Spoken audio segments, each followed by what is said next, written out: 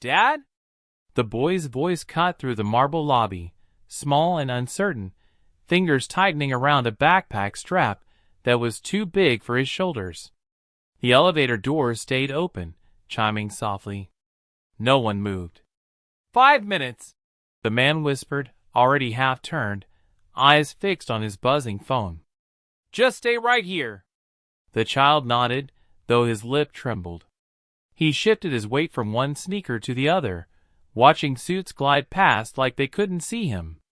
A woman dropped her pen. It rolled, stopping inches from the boy's shoe. He didn't pick it up. Sir, someone said behind the desk, clearing their throat. The man hesitated. His hand hovered in the air, torn between the glowing screen and the small body beside him. Then he knelt, straightened the boy's jacket, and pressed his forehead gently to his son's. Don't move, he said again. Softer. The doors began to close. Inside the lobby, a clock ticked too loudly. The boy stared at the numbers above the elevator, blinking fast. He pulled a crumpled paper from his pocket, smoothing it with care, like it mattered. A security guard shifted his stance. A receptionist stopped typing. The elevator reopened. The man stepped back out, breath uneven. He looked around, as if noticing the room for the first time. His eyes landed on the boy's hands, shaking now, knuckles white. I'll be right here, the child said, rehearsed, fragile. The man swallowed.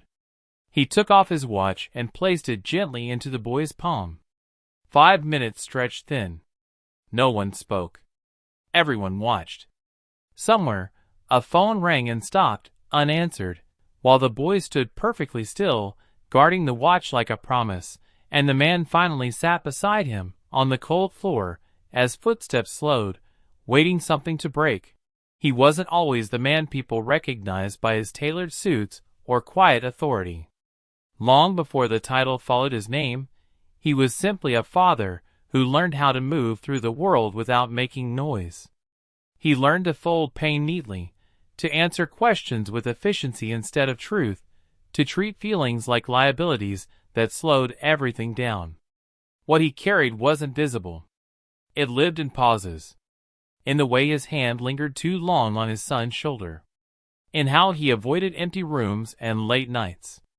Loss had taught him something cruel. If you stay busy enough, you don't have to feel what waits underneath. Raising his son alone wasn't the hardest part. The hardest part was pretending strength meant never stopping. Never kneeling. Never letting the world see the small cracks where fear still lived. He told himself his son didn't need softness, just stability, just structure, just a father who kept moving forward. But moments like this had a way of slowing time. 5 minutes can feel harmless until they ask you to choose between who you are and who you've been pretending to be. If you've ever held something fragile while the world kept rushing past, you'll understand why some stories don't ask to be watched. They quietly invite you to stay. The request came without ceremony, almost swallowed by the noise of the lobby. Can you watch my son for 5 minutes? It wasn't addressed to anyone in particular. It hovered in the air, fragile, as if the man might take it back if no one answered. He stood near the elevator again, phone in hand, jaw tight, eyes darting between the glowing screen and the small figure beside him. 5 minutes. That was how he measured everything now. Meetings, commutes, conversations. 5 minutes was manageable. 5 minutes was safe. His son stood close, too close, the way children do when they sense departure before it happens. The boy didn't speak. He just looked up, searching his father's face for instructions that went beyond words. The man scanned the room. The receptionist looked away, suddenly busy. A woman pretended to check her bag. The security guard straightened, unsure if this was his place. He felt the familiar tightening in his chest. The pressure that came whenever he asked for help. He hated that feeling. Hated how it reminded him that control was always thinner than he pretended. I'll be right back, he said to his son, softer than before. "You stay here." The boy nodded. He always nodded. He had learned that nodding made things easier. The elevator chimed again. Inside his head, the calculation started. If he missed this call, the deal could stall. If the deal stalled, people would wait. If people waited, he would lose ground. He told himself this wasn't about ambition, it was about providing. About keeping life steady. Predictable. Still, his feet didn't move. The boy shifted, hugging his backpack to his chest. A loose thread dangled from the zipper. He picked at it, then stopped, as if afraid even that might be too much movement. "Dad?" he whispered. That single word tipped something inside the man. Not loudly. Not all at once. Just enough to make the weight harder to ignore. He looked down at his son, and saw more than a child waiting. He saw every moment he had asked this boy to be patient. Every time he had said soon instead of now. Every promise measured in minutes instead of presents. "I need 5 minutes," he said again, this time to the room. To himself. The security guard stepped forward, then hesitated. The man shook his head gently. This wasn't about assigning responsibility. This was about choosing where to stand. The elevator doors began to close. He made his decision quietly. He knelt, bringing himself level with his son, and slipped his watch off his wrist. It was heavy, expensive, always accurate. He placed it in the boy's small hands. "Hold this for me," he said. "I'm not going anywhere." The watch felt too big, too important. The boy curled his fingers around it like it could disappear if he didn't. The elevator closed without him inside. The phone vibrated again. He silenced it. Then, instead of standing back up, he sat down on the cold lobby floor beside his son. Not for the world to see. Not to make a point. Just because, in that moment, 5 minutes stopped being something to manage, and became something to stay inside. 5 minutes passed. Then 10. Then more. No one announced it. Time simply softened around them, losing its edges. The lobby returned to its rhythm, but quieter now, as if aware of the small island the man and his son occupied on the floor. The boy leaned against his father's side, careful not to press too hard. The watch rested in his lap. Every so often, he checked it, unsure what he was looking for, then glanced up, as if asking permission to keep holding it. "You can put it in your pocket," the man said. The boy shook his head. "You said hold it." The man nodded. He let that land. A woman walked by, slowed, then continued. The receptionist resumed typing, but her eyes lifted more often than before. The security guard returned to his post, though he stood closer now. The man felt exposed in a way that had nothing to do with the polished floor beneath him. Sitting still made thoughts louder. He became aware of the stiffness in his back, the ache in his knees, the constant itch to check his phone. He resisted it. Not heroically. Just deliberately. His son's shoe had come untied. The boy noticed, frowning, trying to tuck the lace out of sight. "Come here," the man said. He tied it slowly. Not the rush knot he usually used. He made sure it held.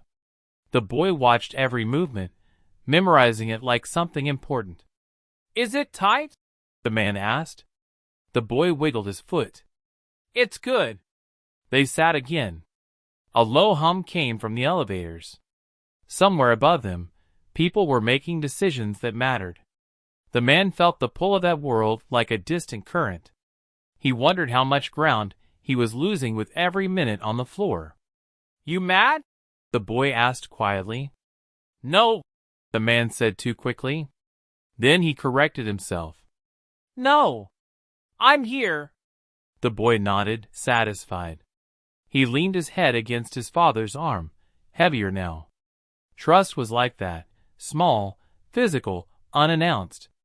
A text buzzed through the silence. The man glanced at the screen, then turned it face down. His chest tightened. Not with panic, but with something closer to fear. Fear that standing up would undo this. That movement itself might break whatever fragile balance it formed. The boy's fingers loosened around the watch. His eyelids drooped. "You can rest," the man said. "What if you go?" the boy murmured. "I won't," he said, and felt the weight of the promise settle in. A janitor passed, pushing a cart. He smiled at the boy. The boy didn't smile back. He didn't need to. He was busy being held in place by something solid. Minutes stacked gently. Nothing dramatic happened. No one interrupted them. No announcement came.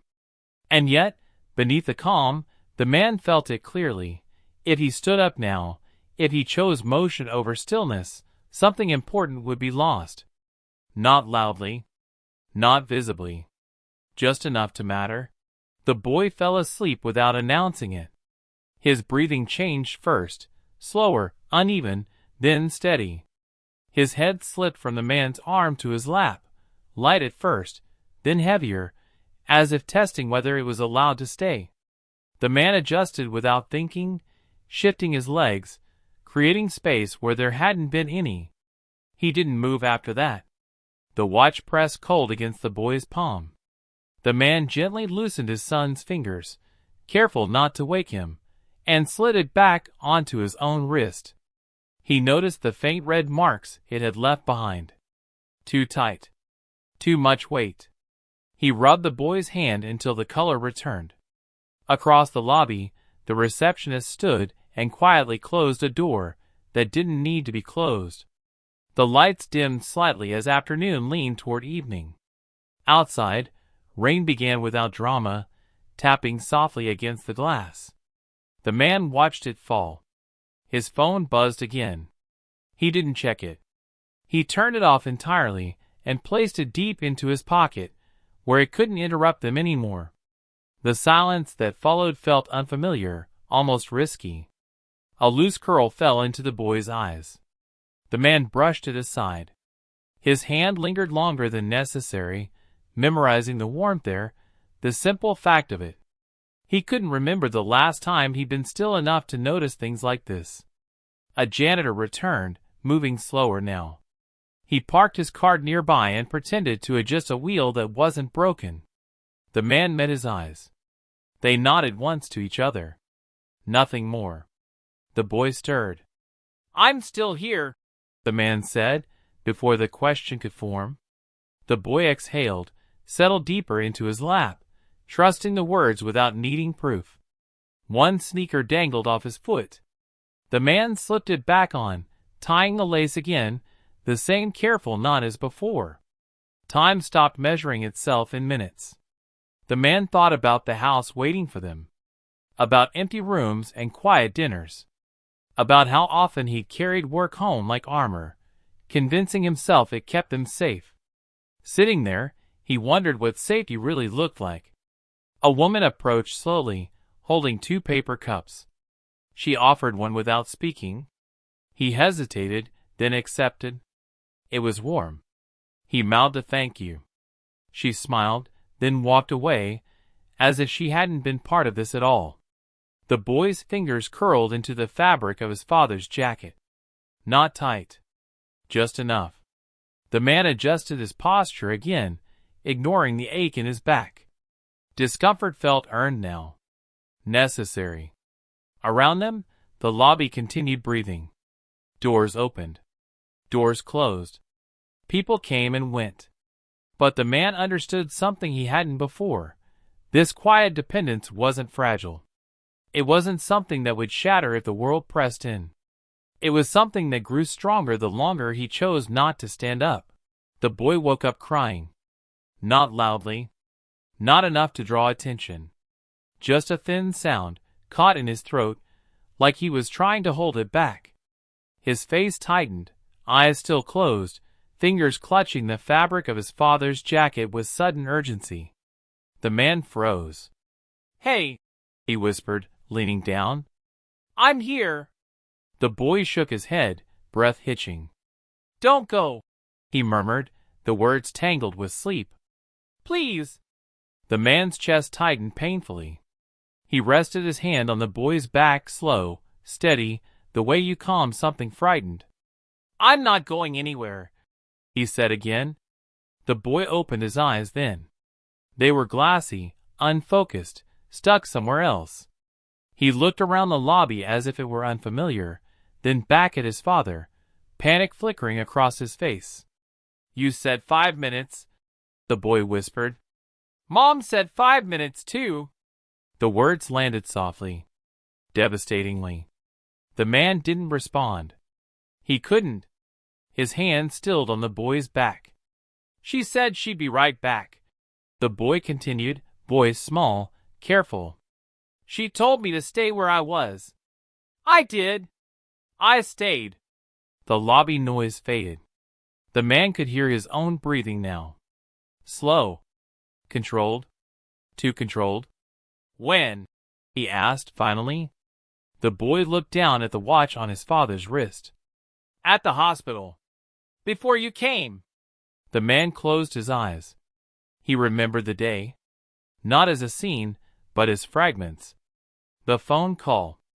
The hallway that smelled like disinfectant. The doctor's mouth moving while his mind refused to listen. He had arrived late. Always late. He had told himself it hadn't mattered.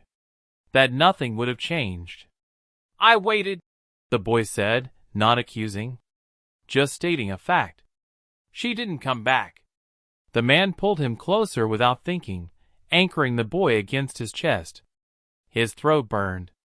This was the pain he avoided. The one he outran with meetings and deadlines and 5-minute promises. I know, he said quietly. I know you waited. The boy's shoulders relaxed, just a little, as if being understood mattered more than being reassured. That's why I don't like when you go, the boy said. Because I don't know when 5 minutes is done.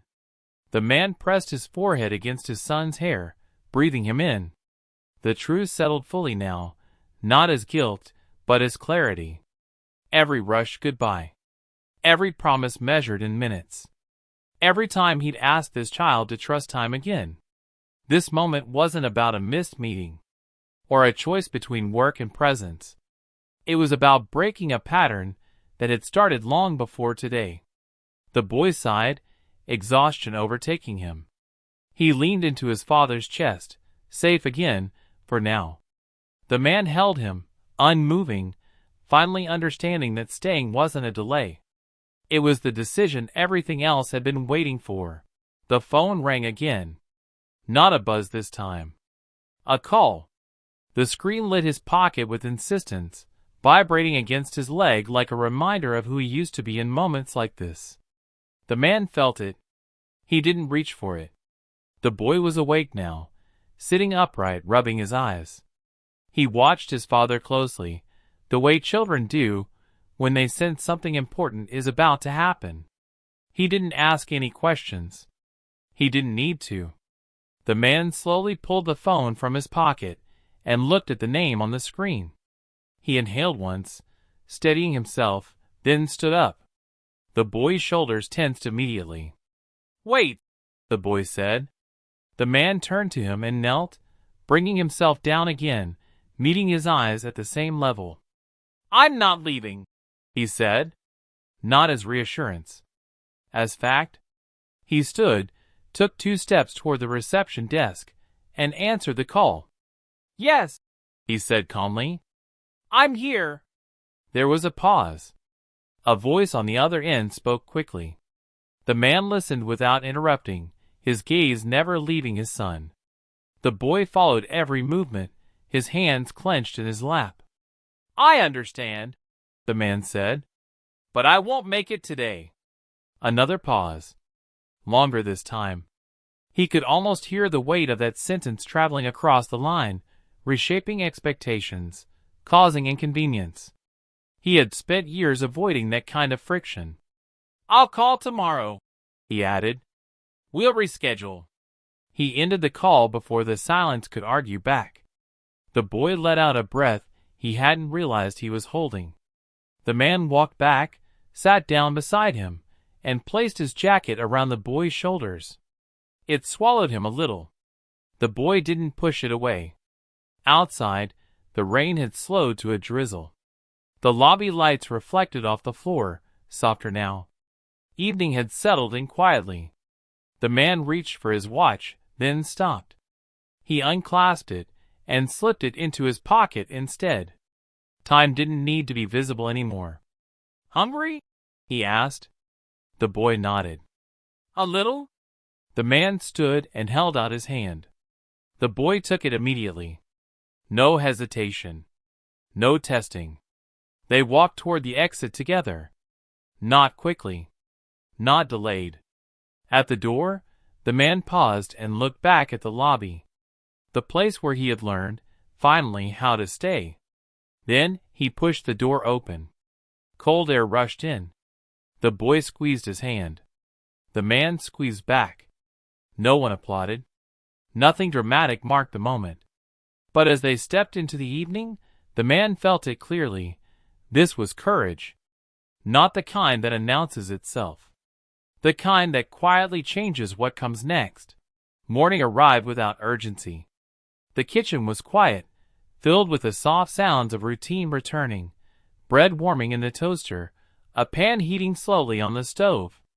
The boy sat at the table in his socks, legs swinging slightly, as he watched his father move around the room. No backpack by the door.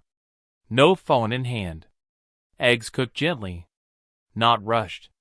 The man set 2 plates down, then a third instinctively, before realizing there was no one else coming. He paused, then sat. They ate without speaking at first. The boy traced circles in the condensation on his glass. The man sipped his coffee, warm and steady, letting the moment exist without measuring it. "Are you going to work today?" the boy asked. "Later," the man said. "After breakfast." The answer was enough. Sunlight filtered through the window, landing on the table between them. The boy reached for his father's watch, resting nearby. It wasn't ticking loudly. It wasn't being worn. Just there. "You forgot this," the boy said. The man smiled softly. "I didn't forget." The boy nodded, satisfied, and pushed the plate away when he was full. Not finished. Just full. The man noticed. He always did now. They cleaned up together. The boy handed him a towel. He accepted it.